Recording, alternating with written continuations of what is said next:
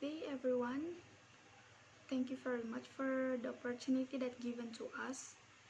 And in this presentation, we choose food security. And in this video, we only focus on Indonesia food security in the midst of the pandemic COVID-19.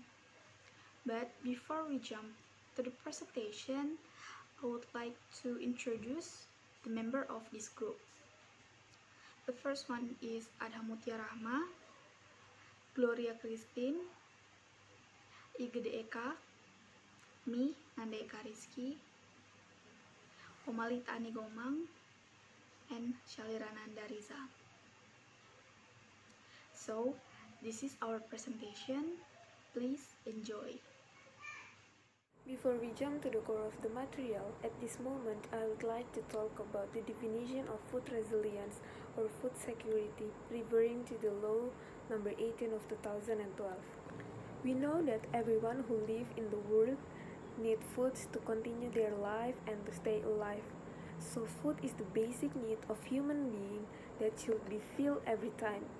This need also counted as the human rights, because no one is allowed to ban someone's right to having their food, as it is also has regulated on the Article 27 of 1945 Constitution of Indonesia and the Rome Declaration on 1996.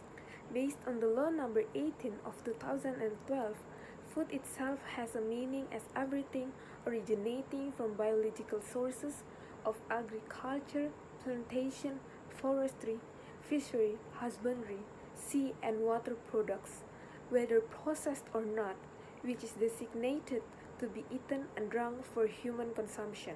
Moving on to the next, which is the definition of the food security or food resilience. But before we know the definition of food resilience and food security, first we have to know the meaning of food production and food availability. Food production is an activity or process of producing, preparing, processing, preserving, packing, and repackaging and or changing the form of the food. Meanwhile, food availability is a condition of the availability of food from domestic production and import and the national food reserve if the two main sources cannot meet the needs. What is national food reserves? National food reserves are food supplies in all the territory of Republic of Indonesia for human consumption and to tackle food shortage, supply, and price disruptions, as well as for the emergency conditions. After all the definition before that has been provided by us, now we will talk about the definition of food security or food resilience. Food resilience is the condition where the target of the food fulfillment for the state up to the individually has been reached, which reflected from food availability of sufficient quantity and quality, safe, diverse, nutritious, equitable, and affordable, and does not conflict with religion, belief, and culture of community in order to healthy, active, and productive life in sustainable. After knowing the insight of law number 18 of 2012, now we would like to tell you that this law is the completion of law number 77 of 1996. It is because law number 18 of 2012 has been made to be in accordance with the definition of food resilience or food security from Food Agriculture Organization or FAO. On to the next, my friends will explain to you guys in more detail about the food security or food resilience, especially in the Jokowi's era and during the pandemic. Okay, now come to my part. My name is Shalirana Andariza, and first thing first, I would like to explain to you is that this is very important, why the government should be paying attention to this, and also why we would like to discuss about this. It's basically because we are in the middle of this pandemic, and we need a lot of things to survive. And one of the things that we need to prepare to survive is basically food stocks and food resolutions. So basically, the logistic and also the stock should be clear enough and should be achieved and also targeted based on the number that we have planned before. And now I'm here to analyze the last year's performance of our food resolutions. And the first thing first is that we will talk about rice. In 2019, rice production did not reach the target.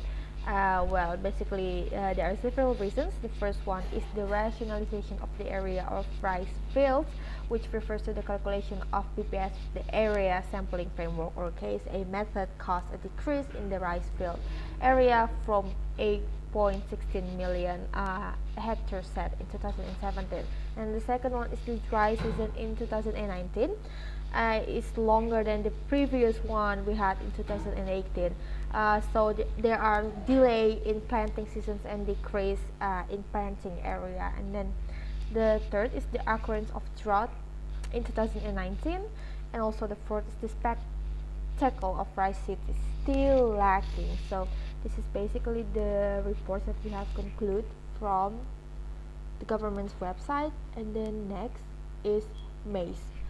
Corn production also has not reached the expected target due to non-technical and technical problems, including first the non-technical problems related to the transitions to change in data collection method previously still done manually with SP data reports to B data collection using the KSA method. And then the second one is corn grow on dry land, also needs water in the rainy seasons. As we mentioned before, same case for the rice is that the previous year in 2019, last year, there are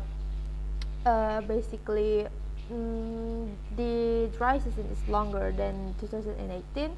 That is why for corn production is also not targeted the number. Next is beef. In 2019, production of beef and buffalo was reached at 515.4 thousand tons, or decrease from 2018 of 2.56%. 2.56%. The decline was due to the existence of reproductive disorders in cattle breeders, slaughter of productive females, low quality of feed, and then small-scale farmer ownership and livestock as side business, lack of human resources for production technical personnel, IB, KKB, and ATR, and lack of facilities and infrastructure. And then Chile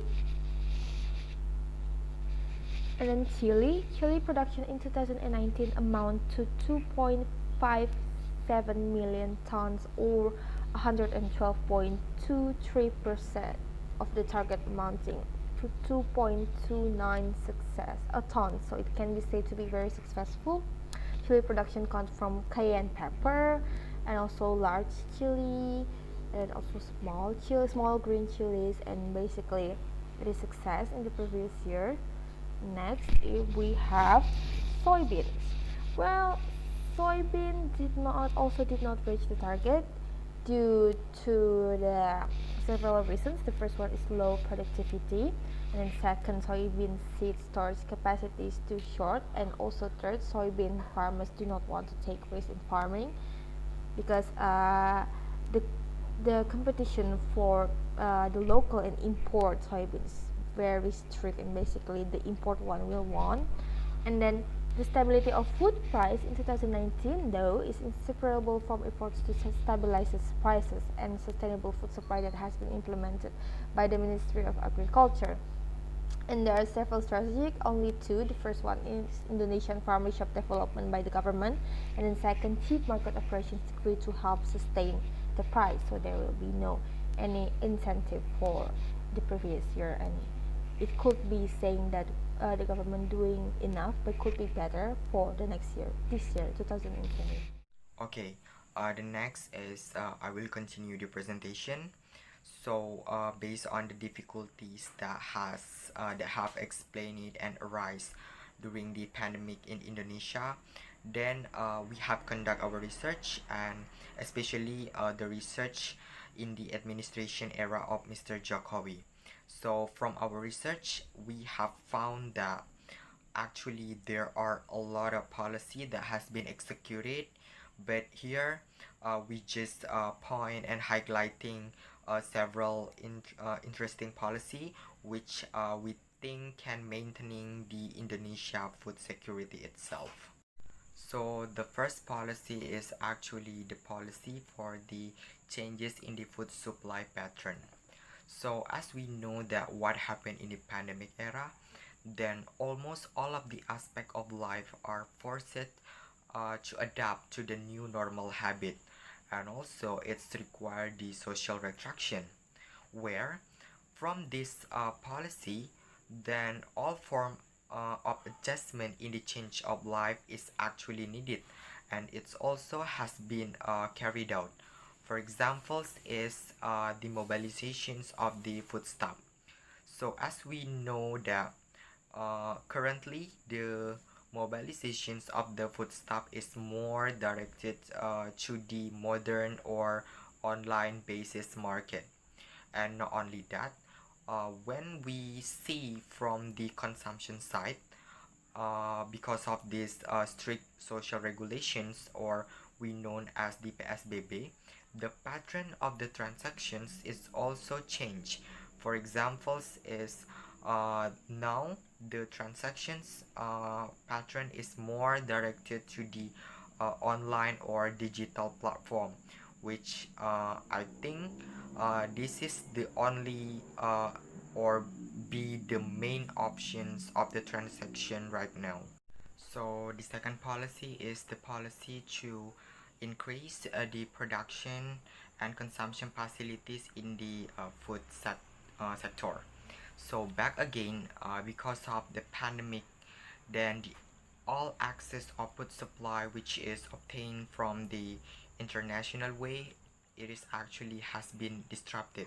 So as the result of this, and in order to survive, then the domestic production is the only way of hopes to anticipate it, where in this case, by looking to the current condition, the government has made an effort by providing the production facilities assistance to the farmers. This assistance is have aimed to actually support the production process and also increasing the production performance. So by this assistance, later on it is expected that the food needs such as the rice, the corn, and also the other food stuff can be fulfilled to the Indonesian people. So the next policy is the policy of ensuring the availability and also the stability of the food price in the pandemic. So seeing to the availability of the food supply is getting scarce day by day, then this is will affect the stock and the stability of the food prices itself, especially when we are approaching the big days or holidays such as the 8th day, which tend to be uncontrollable. So therefore, to anticipate the worst impact, the government efforts in ensuring the availability and the stability of food price are urgently needed. And in this case, the government has tried to anticipate uh, by ensuring the stock are available until the next 3 to 4 months, and also the government is also has ensuring the national logistic system is running smoothly. So I will explain specifically about food security's condition in Indonesia during the COVID-19 outbreak. So not only Indonesia but also all of the countries around the world are also trying their best to meet their own domestic food needs. And in Indonesia itself, the government already have made the regulation for us to work from home and also to do social and physical distancing, as well as the local government have implement partial region quarantine. So all of these regulations have made change into all of the aspect of our life, including affecting the production process and consumption, which will influence the food securities in Indonesia. So I will explain the production process and the consumption that have changed today. So in the production process, farmers and food producers are starting to feel change related to input supply, and also they must adjust to production protocols to ensure the food quality but also the safety as well. And the second one is the consumption procedure. So in the consumption, due to the implementation of social distancing and also physical distancing, and there is PSBB in several regions, all of the transaction patterns also begin to change, as indicated by increasing number of transactions using digital platform. So all of this situation in the production process and the consumption process requires adjusting policy strategy. And last but not least, domestic production is the main foundation today for every country around the world, including Indonesia. So we think that production facilities is matters, considering the fact, based on the Food and Agricultural Organization (FOA), there are 93% majority of the farmers in Indonesia are smallholders farmers. So facility and insurance are needed for them in order to produce during the pandemic situation. Thank you. So, in conclusion, the government needs to make the policy that could afford all the demand from society by making the number of the production and demand aspect at least in the same level. This thing is crucial because when the food resilience isn't fulfilled properly, it would arise the social conflict, even crisis could also occur. When the food management cannot optimize the two aspects of the supply and production and the demand, it is inconsistent or contradictory among each one. That's all from us. Thank you.